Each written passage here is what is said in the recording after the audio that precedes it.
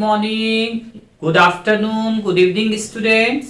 आपका बहुत बहुत स्वागत है आपके अपने यूट्यूब चैनल पे जिसका नाम है इस्माइल केमिस्ट्री क्लासेस। आज हम केमिकल काइनेटिक्स के लास्ट टॉपिक पर डिस्कस करेंगे जिसका नाम है अर्हीनियस इक्वेशन। मगर लेक्चर शुरू करूं उससे पहले आपसे एक रिक्वेस्ट है कि आप पूरी वीडियो देखिएगा, लास्ट तक वीडियो देखोगे तभी समझ में आएगा कि अर्हीनियस ने क्या इक्वेशन दी है और अर्हीनियस की इक्वेशंस में टेम्परेचर का रेट ऑफ रिएक्शंस पर क्या इफेक्ट है। आज हम सक्सेसफुली ये चैप्टर्स कंप्लीट करेंगे। उसके पहले एक बात समझ लीजिए कि यदि आपको कोई भी डाउट है, ठीक है, तो हमारे कमेंट बॉक्स में आप लिखकर भेजेगा तो हम जरूर कोशिश करेंगे कि इसको सॉल्व कर सके। ओके, अब हम स्टार्ट करते हैं अर्हीनियस इक्वेशन। अर्हीनियस इक्वेशंस को समझने के पहले, ठीक है, अर्हीनियस ने क्या शो करने की कोशिश की है। तो अर्हीनियस ने टेम्परेचर का रेट ऑफ रिएक्शंस पर क्वांटिटेटिवली और क्वालिटेटिवली, दोनों चीज, क्वांटिटी भी और क्वालिटी भी, ठीक है। जैसे फॉर एग्जांपल कि किसी स्कूल में नंबर ऑफ स्टूडेंट्स ज्यादा होंगे तो ये क्वांटिटी हुई, और उस स्कूल के बच्चे मेरिट में आए वो क्वालिटी होगी। तो दोनों चीजें देखना है कि क्वांटिटी भी देखना है और क्वालिटी भी देखना है, ठीक है। तो इसी तरीके से अर्हीनियस ने क्वांटिटेटिवली और क्वालिटेटिवली टेम्परेचर के इफेक्ट को रेट ऑफ रिएक्शंस पर डिस्कस किया। हम बहुत आसान लैंग्वेज में समझने की कोशिश करते हैं कि मान लीजिए कि एक क्लास के अंदर 30 बच्चे हैं और यदि टीचर्स ने होमवर्क दिया है, खास करके मैथ्स सब्जेक्ट का, ठीक है, तो मेरा आपसे सवाल यह है कि क्या 30 बच्चे होमवर्क करके ले आएंगे? तो आप कहोगे कि नहीं सर, ठीक है, 30 में से 20 बच्चे क्या करके ले आए, होमवर्क करके ले आए, और 10 बच्चे होमवर्क करके नहीं लाए। अब जो वो 10 बच्चे होमवर्क करके नहीं लाए उनको टीचर क्या करेगा, क्लास के अंदर अच्छा से पनिशमेंट करेगा या पेरेंट्स को फोन लगाएगा या स्कूल के बाद रोकने की कोशिश करेगा। तो क्या होगा कि जितने भी वो 10 बच्चे हैं वो जल्दी जल्दी जल्दी जल्दी जल्दी जल्दी जल्दी क्या करेंगे, अपना क्वेश्चन, अपना होमवर्क कंप्लीट करने की कोशिश करेंगे, ठीक है। तो पहला कि कितने स्टूडेंट्स थे, 30 स्टूडेंट्स जो पूरे के पूरे होमवर्क करके नहीं लाए। कितने करके लाए, तो 20 लोग होमवर्क करके लेकर आए। कितने नहीं लाए, 10 होमवर्क करके नहीं लाए। और जब उनको क्या किया गया कि प्रिंसिपल साहब ने या पेरेंट्स ने या टीचर ने पनिशमेंट किया तो उन्होंने जल्दी जल्दी जल्दी जल्दी अपना होमवर्क क्या कर लिया, कंप्लीट कर लिया। यदि आपको ये एग्जांपल समझ में आ गया तो अर्हीनियस की थ्योरी आपको समझ में आ गई। देखिए, पहला पॉइंट देखिए कि all the molecules do not participate in the reaction, के रिएक्शंस में सारे मॉलिक्यूल्स पार्टिसिपेट नहीं करते। Those molecules of the reactant which participate in the reaction, जो मॉलिक्यूल्स रिएक्शंस में पार्टिसिपेट करते हैं तो उनको क्या कहा जाता है, एक्टिव मॉलिक्यूल्स। एक्टिव मॉलिक्यूल्स, तो आप सबको भी एक्टिव मॉलिक्यूल्स बनना है, पैसिव नहीं। क्लियर?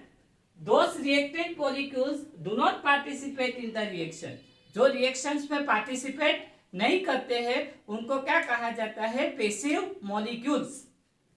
अब होता क्या है कि at equilibrium is establish, equilibrium is establish between the active molecules and passive molecules.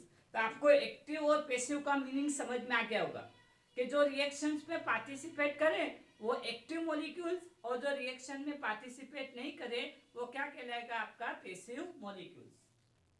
फिर equilibrium shifted forward direction on increasing to temperature, बढ़ाएंगे तो जितने भी पैसिव मॉलिक्यूल्स है वो एनर्जी को एब्जॉर्ब करेंगे और एनर्जी को एब्जॉर्ब कर कर पैसिव मॉलिक्यूल्स से किसमें कन्वर्ट होते जाएंगे, एक्टिव मॉलिक्यूल्स के अंदर, ठीक है। Passive molecules change into active molecules by absorbing energy on increasing temperature, क्योंकि जितना ज्यादा टेम्परेचर बढ़ाओगे रिएक्टेंट मॉलिक्यूल्स उतनी ज्यादा एनर्जी एब्जॉर्ब करेंगे और एनर्जी एब्जॉर्ब करेंगे तो मोशन होगा तो कोलोजन्स होगा, और कोलोजन्स होगा तो रिएक्शंस होने के चांसेस ज्यादा होंगे। अब हम अर्हीनियस इक्वेशन स्टार्ट करते हैं। अर्हीनियस ने क्या शो करने की कोशिश की कि रेट ऑफ रिएक्शंस पर या रेट कांस्टेंट पर टेम्परेचर के इफेक्ट को शो करने की कोशिश की। रेट ऑफ रिएक्शंस पर टेम्परेचर के प्रभाव को शो करने की कोशिश की।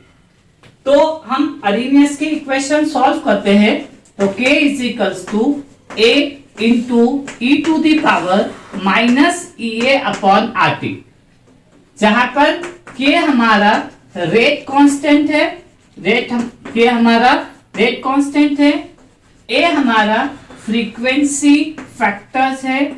इसके बहुत सारे नाम है, इसको अर्हीनियस कांस्टेंट भी कहते हैं, अर्हीनियस कांस्टेंट, या इसी को प्री एक्सपोनेंशियल कांस्टेंट भी कहते हैं। ये हमारा एक्टिवेशन एनर्जी है, एक्टिवेशन एनर्जी। R हमारा गैस कांस्टेंट है, गैस कांस्टेंट है जिसकी वैल्यू 8.314 जूल पर मोल पर केल्विन, जूल पर मोल पर केल्विन जिसकी यूनिट्स है।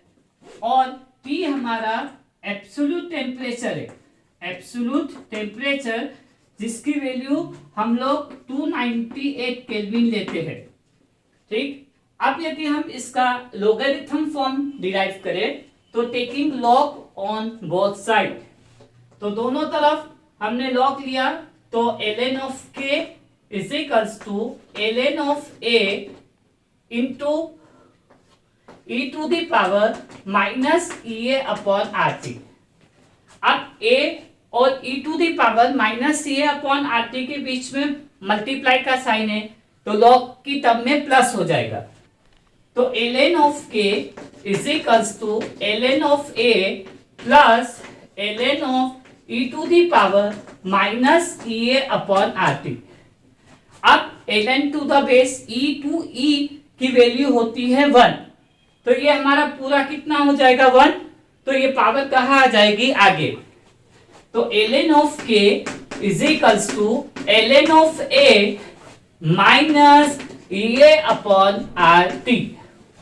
ये हमारा अर्हीनियस इक्वेशन का एक्सपोनेंशियल डिकेइंग इक्वेशंस भी बोल सकते हैं, Arrhenius exponential decaying equation. Natural log को लॉग के बेस 10 की टर्म में कन्वर्ट करें तो 2.303 का मल्टीप्लाई, तो 2.303 लॉग का बेस 10 के इज इक्वल्स टू 2.303 लॉग का base 10a minus EA upon RT। अब हमने पूरी इक्वेशंस का 2.303 से डिवाइड कर दे तो 2.303 log बेस 10 के अपॉन 2.303 log का base 10a upon 2.303 minus EA upon 2.303 RT। Clear? तो 2.303 से 2.303 कैंसल, 2.303 से 2.303 कैंसल, तो क्या बच जाएगा? लॉग का बेस 10 के इज इक्वल्स टू लॉग का base 10a minus EA upon 2.303 RT। Clear? जहां पर K हमारा रेट कांस्टेंट है, A हमारा फ्रीक्वेंसी फैक्टर्स है, अर्हीनियस कांस्टेंट है या प्री एक्सपोनेंशियल कांस्टेंट है, और EA हमारा एक्टिवेशन एनर्जी है, R हमारा गैस कांस्टेंट है और T हमारा टेम्परेचर है। अब ये अर्हीनियस इक्वेशन का जो लॉग फॉर्म है उसको हम ग्राफिकल मेथड से रिप्रेजेंट करें, ग्राफ के थ्रू रिप्रेजेंट करें, तो ये हमारी एक स्ट्रेट लाइन का इक्वेशन है।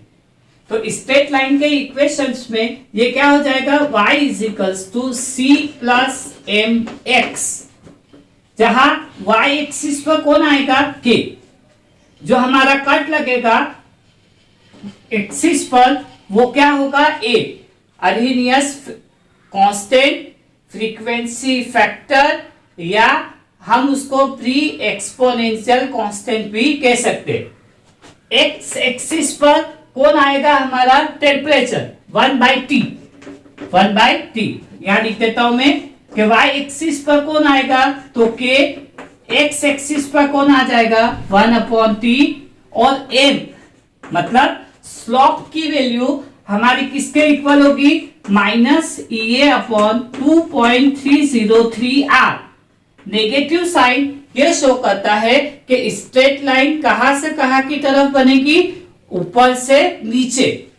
तो हम यदि ग्राफ प्लॉट करें तो ग्राफ में क्या हो जाएगा कि ये हमारा x एक्सिस है, ये हमारा y एक्सिस है।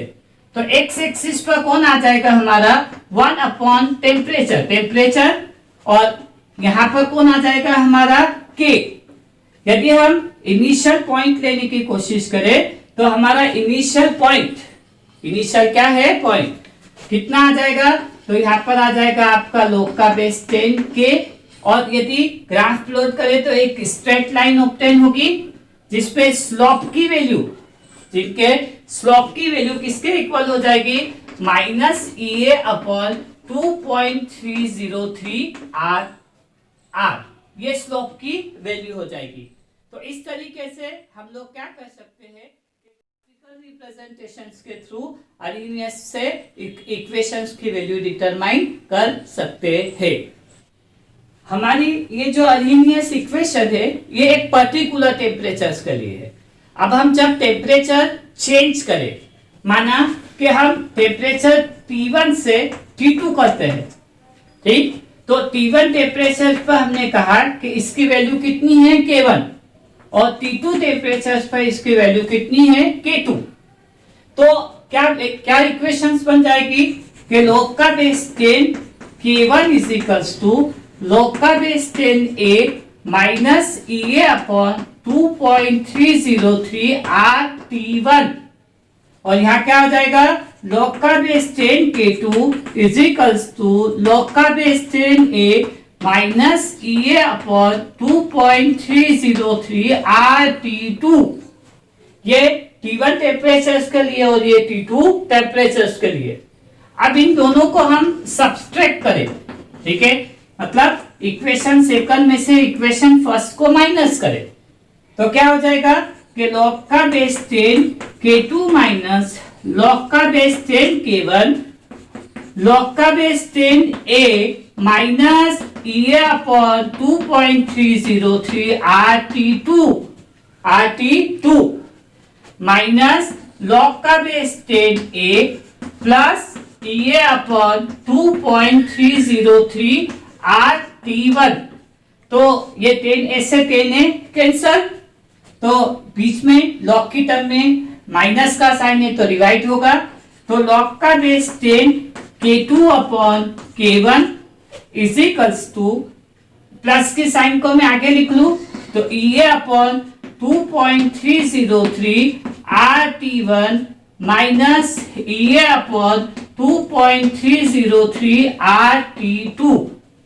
अब मैं EA/2.303 R को कॉमन ले लूं तो क्या बनेगा कि log का base 10 K2/K1 is equals to EA/2.303 R, और अंदर क्या बच जाएगा आपका 1/T1 माइनस 1/T2।